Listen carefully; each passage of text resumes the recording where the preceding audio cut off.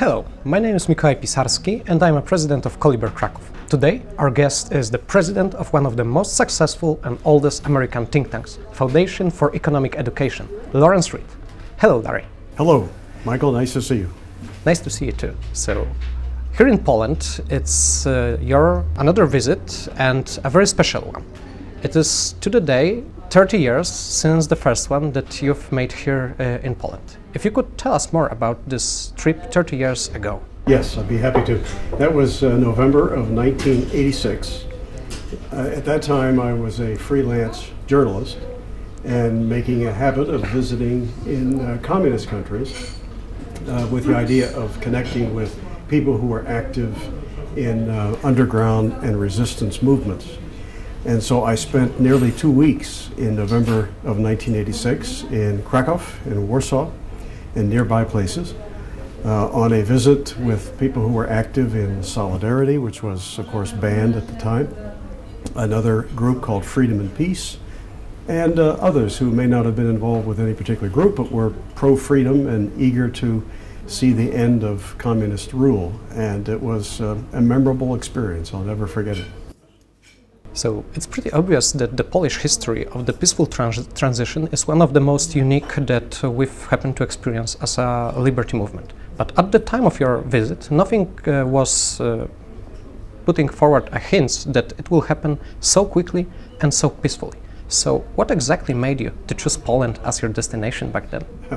Well, I was actually doing some work in the previous year in Nicaragua, in Central America, and giving a speech on that experience once in Idaho, in a western U.S. state. There was a young Pole who had been, I think, expelled from Poland because of his anti-communist, pro-freedom activity, who was in the audience, and he heard me talk about my work in Nicaragua, and he came up afterwards and he said, "You have to do the same thing in Poland. I can make connections and you can experience a movement of people who believe in freedom in Poland." So I didn't know much about Poland at the time, but that trip left me with very, very deep impressions. And to this day, when people ask me, what visit to what country left the greatest impressions on you in your 35 years of travel, I always say Poland, 1986. To see so many people so committed to freedom in spite of the obstacles and the odds that they faced was extremely inspirational and still is to this day. That's so great to hear. And it's pretty obvious that Poland is a very special place for you. Besides being a successful think tank manager, you're also a very well-known author, and your recent book, The Real Heroes, contains some stories of the real heroes from Poland. Yes. There are 3 of them, right? Yes. So which one and why did you choose these exact figures? The 3 that are in the book are not the only Polish heroes I have written about. I wish I had had room to put more in the book. But they are 3 that I have had tremendous admiration for. And one of them I did not know about until just about a year ago, and that's Witold Pilecki. I don't think I have ever learned of someone more brave than Witold Pilecki. And as Polish people now well know, he volunteered to be arrested by the Nazis in the hope that he might be sent to Auschwitz. I mean, that in itself is an incredible thing. He had no idea for sure that he might be sent there or just shot or sent someplace else. But the resistance needed somebody on the inside to find out what was happening in Auschwitz very early in the war. Well, he got his wish. He was sent to Auschwitz, and for more than 2 years he built a resistance from within the camp and smuggled out documents and information, ultimately escaping himself from Auschwitz, became a leading figure in the Warsaw Uprising, captured, spent the last few months of the war in a prisoner of war camp. But that wasn't the end of the Pilecki story. After the war, when it was apparent the Soviets weren't going to leave, he became involved in espionage against the Soviet regime. And so I just have tremendous admiration for someone who will put everything on the line, even their lives, on behalf of this noble objective of being free. And so I have no idea what Pilecki's political ideology may have been. He may have not had one. But he knew that his country should and would be free, and he gave his life for that objective. And I think the world needs more such people. In Poland, Pilecki is sometimes called a saint of the Polish patriotism. So, out of these three figures, he's probably the best known across the country. Yes. But the others two, and the choice of this exact, is also very exciting. You've also written about Marie Curie and priest Jerzy Popiełuszko, right? Yes, I have. I remember reading about Marie Curie, or Maria Skłodowska, way back in elementary school. And for some reason, her story at that early stage of my life left an impression. And in later years, I recalled that and began to wonder, why am I not still hearing about her? So when I started work on this book, I wanted to relearn the story of Maria Skłodowska and write about it, so I did. But she was an amazing woman, not only an accomplished scientist, the first woman to win a Nobel Prize, and the only person ever, man or woman, to win two in two different sciences. But she also attended an underground university here in Poland, the Flying University.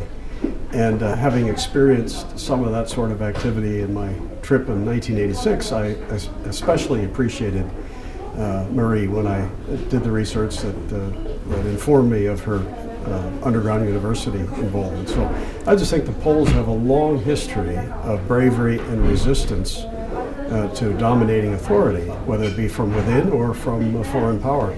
And I greatly admire that. And what about priest Jerzy? Father Popiełuszko. I read about him before my 1986 visit because, of course, he was killed only 2 years before, 1984. So I knew who he was and knew that it was a very moving story.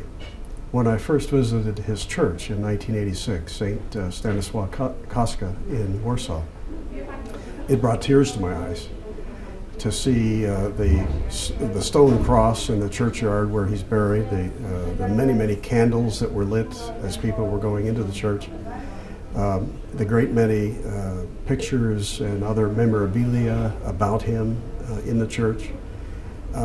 His is an extraordinarily moving story.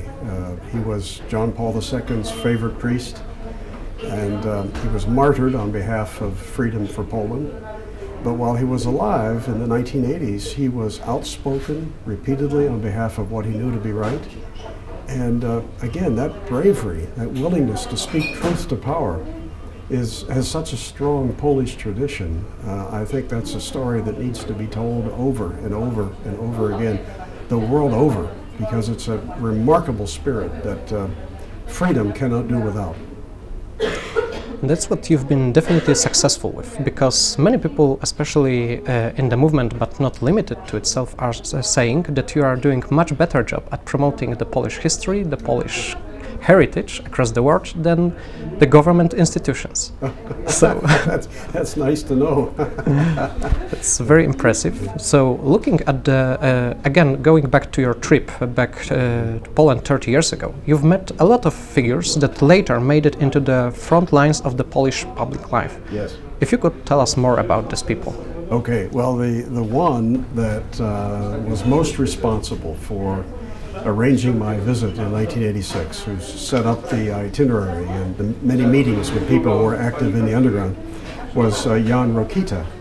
And at that time, he was an activist with a group that he helped to found, Freedom and Peace. And he was very, very helpful to me in 1986. He spent the whole time, my entire time in Poland, with me. He arranged many of the meetings. One of the meetings was with a group of underground printers that I'll never forget, because they were all young people in their 20s and 30s, and they showed me copies of things that they had illegally translated and printed in Poland, often great works of freedom from the West. And before I left, I asked the underground printers, how can I help you once I return to the United States? And they had a plan in mind even before I arrived. They said, well, we would like you to find some money, $5,000, and arrange to get it to us through our contacts in Paris. and we would like to publish Milton Friedman's Free to Choose. And so when I went home, my first encounter with a prospective donor was a good friend of mine in New Orleans. And I said, his name was Jim Blanchard. And I said, we can get Free to Choose published in Poland for $5,000. Will you help? I barely finished the question, and he said, how do I write out the check? Well, here's the book, Wolny Wybór. And pardon my Polish if it isn't quite right, but so I'm very proud of this because it was the $5,000 I was able to get from my friend and get it into the country that enabled the publication of this book. Same trip, I also met Zbigniew and Sofia Romaszewski, and they had run the underground radio for Solidarity in the first 6 months of martial law, from December of '81 to the middle of '82. And they had been sentenced to prison for that after being apprehended. And in November of '86, I found myself in their apartment and spending an evening with them. And I asked them at one point, how did you know when you were broadcasting if people were listening? And Sophia answered this way. I've told the story 1,000 times all over the world. She said, we could only broadcast 8 or 10 minutes at a time, and then we had to go off the air to avoid detection and set the radio up someplace else. So we were always jumping around. And she said, but one night we asked people, if you're listening to the radio and you believe in its message of freedom for Poland, please blink your lights. And then she said, we then went to the window, and for hours, all of Warsaw was blinking. So again, Polish bravery on behalf of freedom, so inspiring. And I had one later occasion in 2003, 17 years after my first visit, to visit with the Romaszewskis again at their cottage in Zakopane, and where I asked her to tell me that story again. It was so wonderful. So yeah, and many other great people I greatly admire.